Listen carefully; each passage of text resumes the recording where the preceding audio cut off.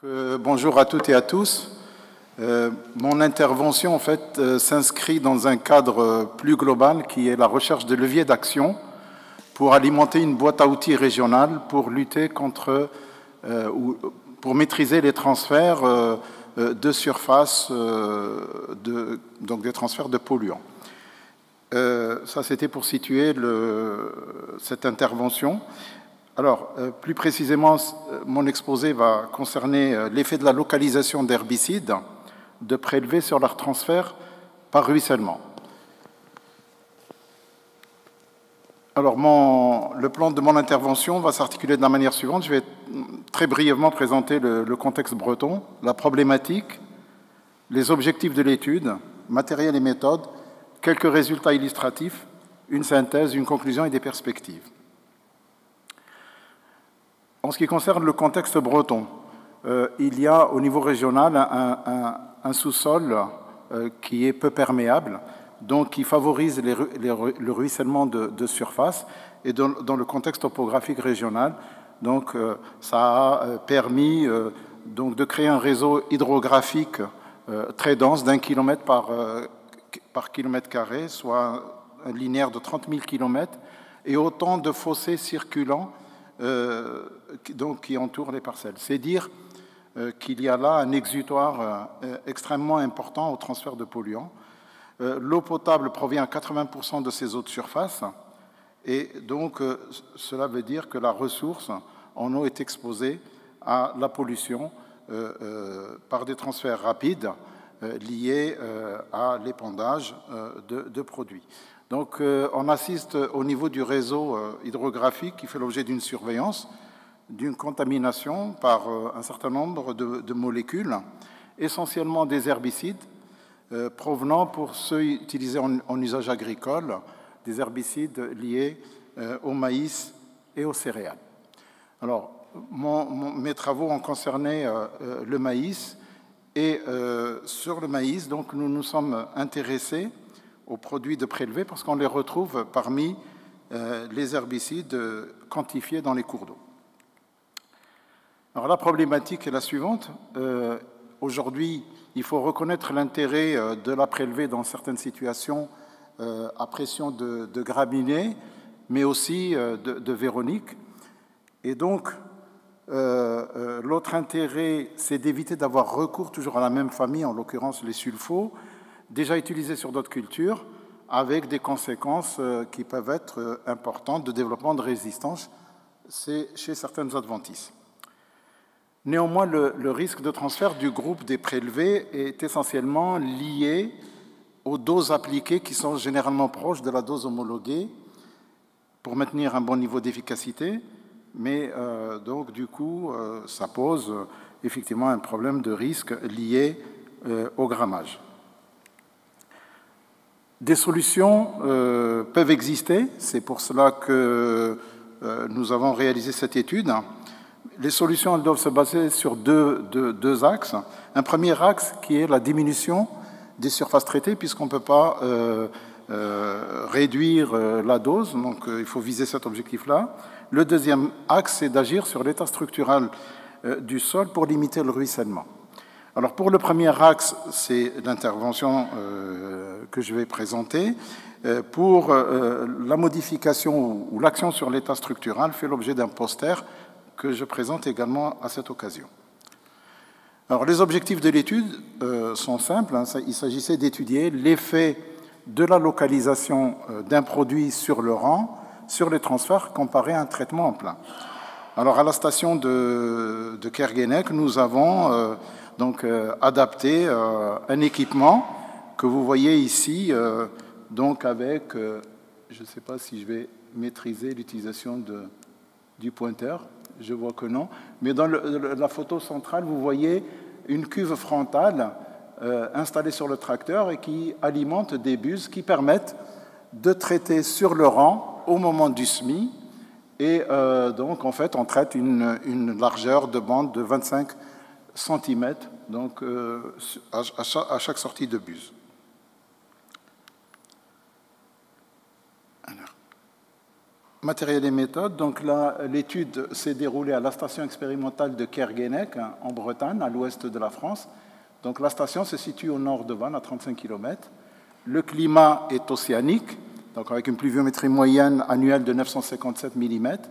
Nous sommes sur des sols sains, donc c'est des sols bruns, moyennement profonds, sur micaschiste.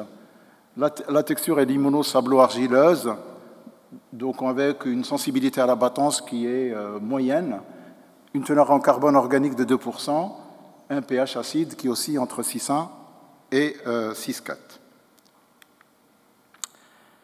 La culture ayant fait l'objet d'études, le maïs, comme je le soulignais tout à l'heure, c'est plus du quart de la SAU bretonne, donc c'est dire que c'est une culture importante sur la région. Les traitements herbicides comparés, donc ce sont deux matières actives auxquelles nous nous sommes intéressés et qu'on retrouve dans les cours d'eau. Donc il y a le S-métolachlore qui a fait l'objet d'une étude en 2013 et le DMTAP en 2014. Vous voyez qu'au niveau des caractéristiques, on est sur des molécules assez proches en termes de KOC et de demi-vie. Sur la dose, donc les doses sont indiquées, je ne vais pas les lire. Ce qu'il faut retenir, c'est que dans le cas du localisé, en fait, la dose est divisée par 3, mais appliquée. Donc elle est appliquée uniquement sur le rang.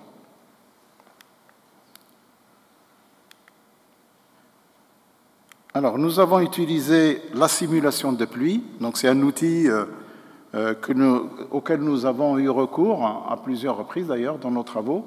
Le simulateur de pluie, en fait, c'est un bras oscillant auquel est fixée une buse qui asperge en fait une surface de 1,5 m². 1,5 m², c'est 2 interrangs qui sont représentatifs en fait des états de surface de la parcelle. Et donc cet asperceur est situé à 4 mètres de haut.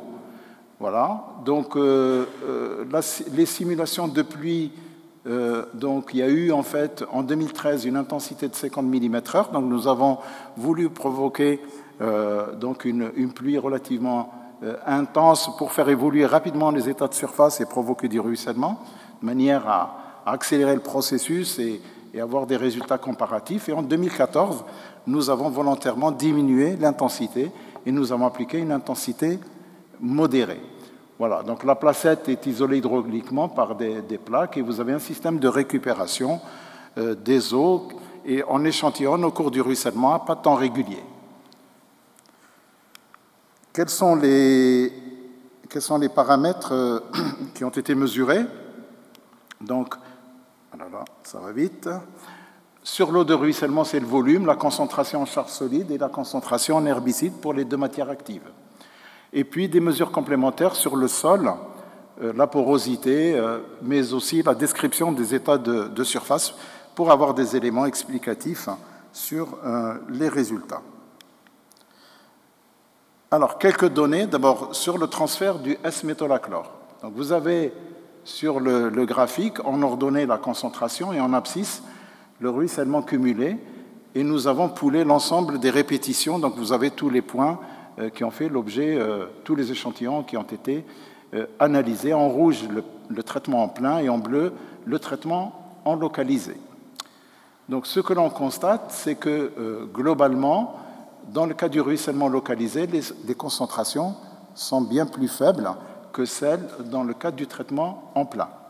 Donc, à titre illustratif, nous avons pris un ruissellement cumulé de 3 mm et nous avons calculé une concentration moyenne pondérée pour les deux modalités.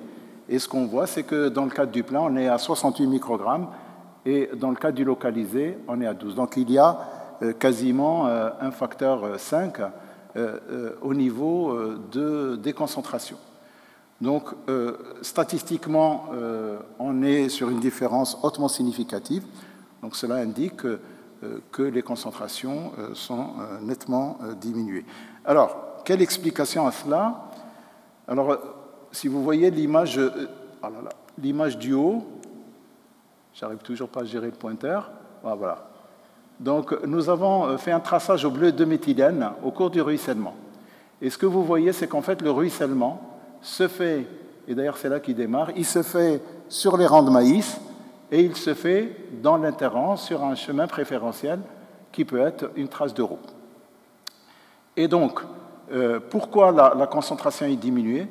Tout simplement, dans le cadre du traitement localisé, ce ruissellement d'interrang qui n'entraîne pas de produit va occasionner une dilution des eaux de ruissellement et donc, de ce fait, les concentrations sont diminuées.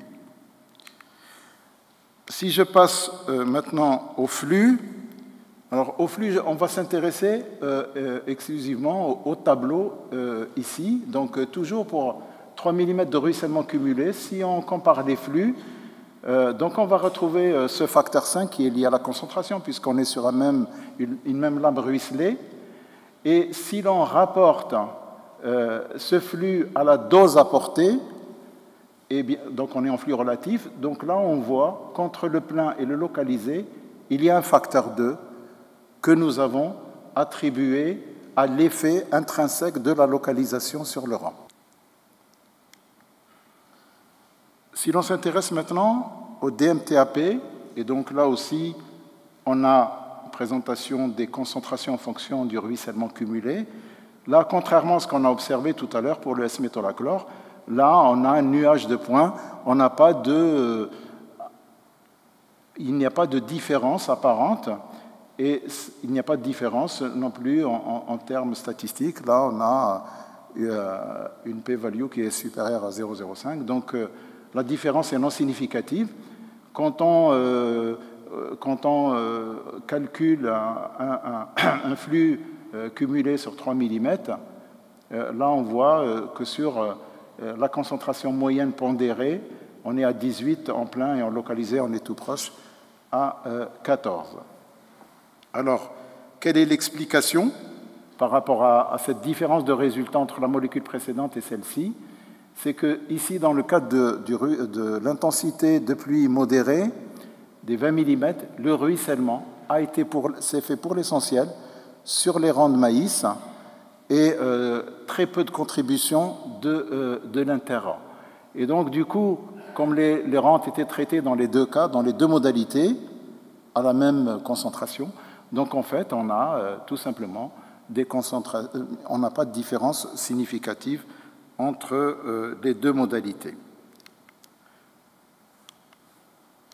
Si je m'intéresse maintenant à l'évolution des concentrations autour des 3 pluies successives, donc une première qui s'est faite 15 jours après traitement, la seconde 20 jours après, et la troisième 35 jours après. Donc, on voit sur les graphiques que les concentrations globalement, quelle que soit la pluie, diminuent lorsque le délai après traitement augmente. Donc ça veut dire que la pluie la plus à risque est la première, et puis après le risque diminue du fait d'une dissipation des produits. Maintenant, quand on prend l'exemple d'un cumul de ruissellement de 3 mm, on voit là qu'il y a un effet plus marqué de la localisation. Vous n'avez qu'à observer la différence de concentration entre le plein et le localisé. Donc là, il y a un abattement qui se fait, on le voit bien sur le graphique. Et cela est dû tout simplement à l'apparition progressive d'un ruissellement d'interrang qui agit par dilution et qui explique cette réduction des concentrations qui interviennent sur les pluies 2 et 3. Maintenant, si j'observe les flux, et donc je me reporte également sur le tableau de droite, là, on voit globalement qu'il n'y a aucun effet de la localisation du traitement sur le rang.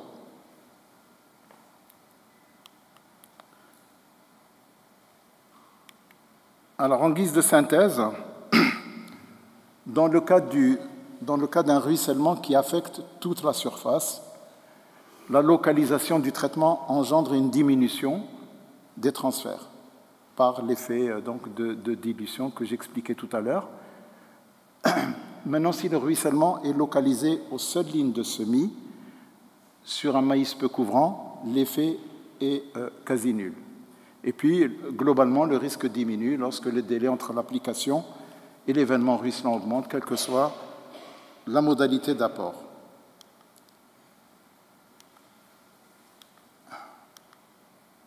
Bon.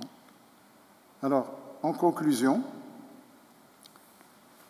il apparaît à travers ces premiers travaux que la localisation des produits prélevés apparaît comme un levier intéressant pour limiter les risques de transfert.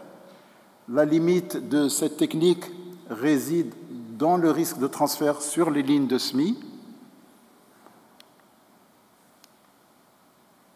et cela suggère l'idée qu'il faut associer des machinistes et travailler très certainement sur les éléments du semoir pour favoriser une rugosité sur la ligne de semis. Ça, c'est quelque chose qu'on a toujours observé. On s'est toujours dit que là, il y a un champ de travaux, et notamment, peut-être, probablement, en allant rechercher des roues plombeuses crantées plutôt que lisses, contrairement à celles qu'on a, pour justement créer cette rugosité susceptible de limiter les transferts.